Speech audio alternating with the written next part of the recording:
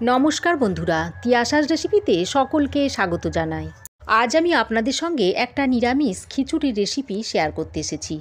এই নিরামিষ খিচুড়িটা অন্য সমস্ত খিচুড়ির থেকে খেতে একেবারে আলাদা রকমের হয়। আর এই খিচুড়িটা বানিয়ে নেওয়া খুবই সহজ। এই খিচুড়িতে আমি যে সমস্ত মশলা ব্যবহার করেছি আর যেভাবে তৈরি করেছি, এটা আপনারা যদি ফলো করেন তাহলে একটা পারফেক্ট খিচুড়ির রেসিপি আপনারা তৈরি করে নিতে পারবেন। সামনেই সরস্বতী পুজো আসছে, আর এই সরস্বতী পুজোতে আপনারা একটা পারফেক্ট এইভাবে ভোগের খিচুড়ি বানিয়ে নিতে পারবেন। আশা করছি আমার এই আজকের নিরামিষ খিচুড়ির রেসিপি আপনাদের ভালো লাগবে। তো আসুন বন্ধুরা, আর দেরি না করে রেসিপিতে যাওয়া যাক। এখানে এই বাটির মাপে আমি 1 বাটি গোবিন্দভোগ চাল নিয়েছি। ওজন হিসাবে ধরলে এটা 200 গ্রাম হবে। এখন আমি এই চালটাকে একটা বড় বাটির মধ্যে ঢেলে নিচ্ছি। তারপর জল পাল্টে পাল্টে চালটাকে ভালোভাবে ধুয়ে নিব। চালটা 3-4 বার জল বদলে বদলে ভালো করে ধুয়ে নিয়েছি। তারপর জলটা ভালো করে ঝরিয়ে নিয়েছি। এবার এই চালটাকে এখন এক সাইডে রেখে দিচ্ছি। আর এই খিচুড়িটা বানানোর জন্য এখানে আমি কিছু আলু নিয়েছি। আলুগুলো এরকম বড় করে টুকরো করে নিয়েছি। আর অল্প কিছু ফুলকপি এরকম বড় বড় করে কেটে নিয়েছি। ফুলকপিগুলো ছোট ছোট করে কাটবেন না, একটু বড় করে কেটে নিতে হবে। এবার গ্যাসে কড়াই বসিয়ে দিয়ে দিচ্ছি মুগ ডাল।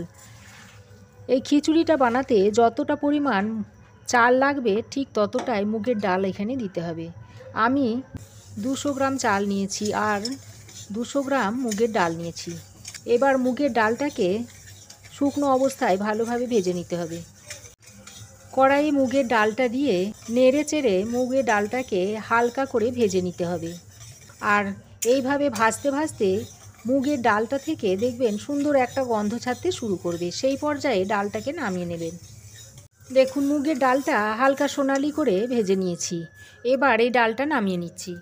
এবার মুগের ডালটাকে একটা বাটির মধ্যে ঢেলে নিচ্ছি। তারপর সঙ্গে সঙ্গে এর মধ্যে একটু জল দিয়ে দিচ্ছি। জলটা দিয়ে মুগের ডালটাকে একটু ভালো করে ধুয়ে নিতে হবে। এই ডালের মধ্যে যে ময়লা থাকে এইভাবে একবার ধুয়ে নিলে সেই নোংরাটা বেরিয়ে যাবে। আবারও কড়াই গরম করে দিয়ে দিচ্ছি সর্ষের তেল। তারপর তেল ভালোভাবে গরম হয়ে এলে এর মধ্যে আলুগুলো দিয়ে ভেজে নেব। সব আলুগুলো দেওয়া হয়ে গেলে তেলের সঙ্গে ভালোভাবে নেড়ে চেড়ে আলুগুলোকে লালচে করে একটু ভেজে নিচ্ছি। দেখুন বন্ধুরা, আলু বেশ লালচে করে ভেজে নিয়েছি। এখন ভেজে নেওয়া আলুগুলো একটা পাত্রে তুলে নিচ্ছি।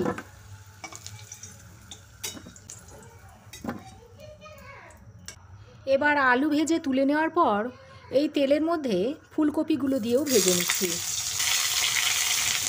ফুলকপিগুলো দিয়ে এই গরম তেলে ভালোভাবে নেড়ে চেড়ে এইভাবে ভেজে নিচ্ছি।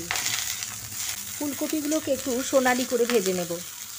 দেখুন বন্ধুরা, ফুলকপিটাও হালকা সোনালি কালার করে ভেজে নিয়েছি। এবার ফুলকপিটাকেও তুলে নিচ্ছি।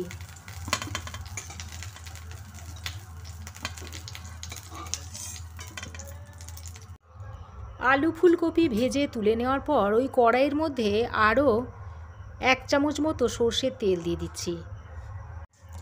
এবার এই গরম তেলে দিয়ে দিচ্ছি 2টো তেজপাতা, দিয়ে দিচ্ছি 4টে ফাটিয়ে নেওয়া শুকনো লঙ্কা, 1 টুকরো দিয়ে দিচ্ছি দারচিনি, দিয়ে দিচ্ছি লবঙ্গ ও এলাচ, 1/2 চামচ মতো গোটা জিরে দিয়ে দিচ্ছি।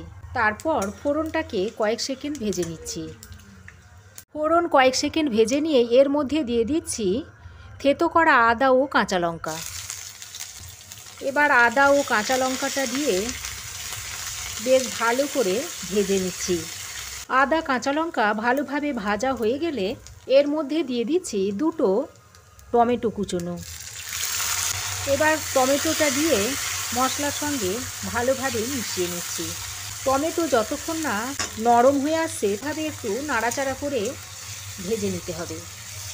3-4 মিনিট ফোড়নের সঙ্গে ভালোভাবে মিশিয়ে নিয়েছি। আর এর ফলে টমেটোগুলো অনেকটাই সফট হয়ে এসেছে। এবার এখানে কিছু গুঁড়ো মশলা অ্যাড করে দিচ্ছি।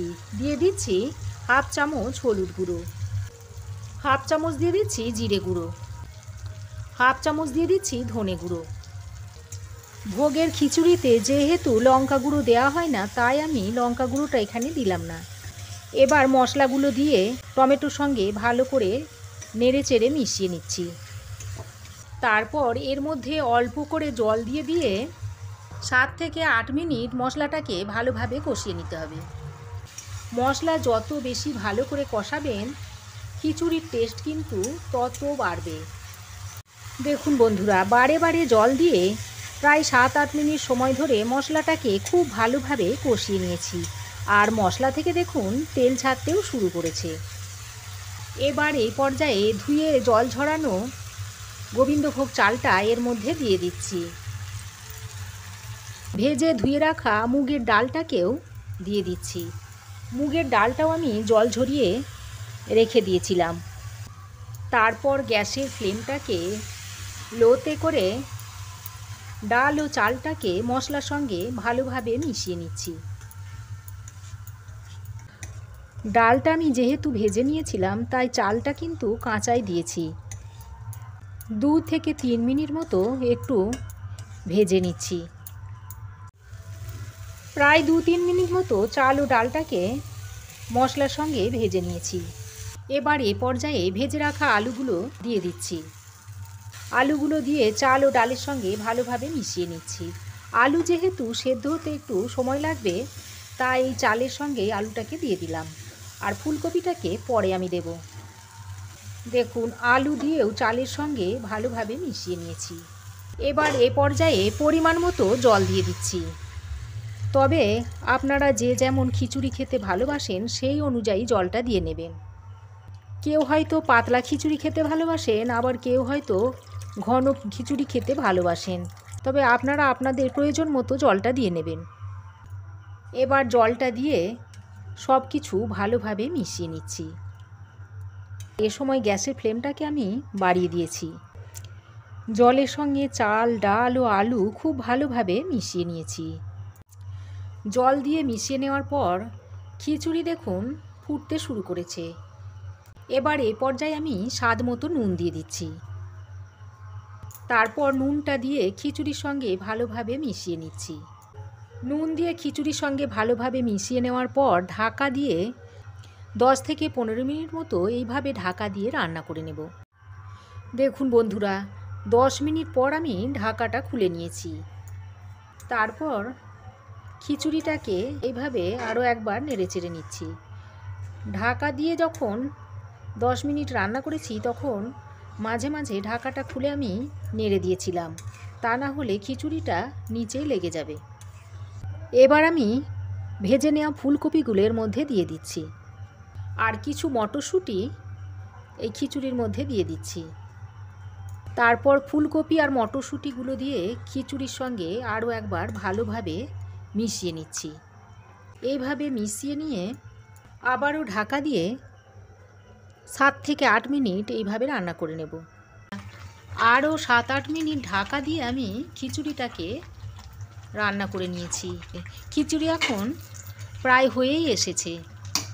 এবার এই পর্যায়ে দিয়ে দিচ্ছি 2 চামচ চিনি। চিনিটা দিলে খিচুড়িটা খেতে ভালো হবে। চিনিটা দিয়ে খিচুড়ির সঙ্গে ভালোভাবে মিশিয়ে নিচ্ছি। এবার সবশেষে দিয়ে দিচ্ছি বড় 1 চামচ গাওয়া ঘি। দিয়ে দিচ্ছি 1/2 চামচ মতো গরম মশলার গুঁড়ো। ঘি ও গরম মশলার গুঁড়োটা দিয়ে খিচুড়ির সঙ্গে ভালোভাবে মিশিয়ে নিলেই ভোগের খিচুড়িটা রেডি হয়ে যাবে। তো সামনেই সরস্বতী পুজো আসছে। এই পুজোতে আপনারা এইভাবে ভোগের খিচুড়িটা তৈরি করে নিতে পারেন। আশা করছি রেসিপিটা আপনাদের কাজে আসবে। তো বন্ধুরা, আমার এই আজকের ভোগের খিচুড়ির রেসিপি আপনাদের কেমন লাগলো অবশ্যই একটা কমেন্ট করে জানাবেন। ভালো লাগলে একটা লাইক ও শেয়ার করবেন। পাশে থাকা বেল আইকনটা অবশ্যই প্রেস করবেন। আর আমার চ্যানেলে নতুন বন্ধু হয়ে থাকলে প্লিজ চ্যানেলটা সাবস্ক্রাইব করার অনুরোধ রইল। আজ এ পর্যন্তই। আবার দেখা হবে নতুন কোনো রেসিপি নিয়ে নেক্সট এপিসোডে। সে পর্যন্ত ভালো থাকবেন, সুস্থ থাকবেন। ধন্যবাদ।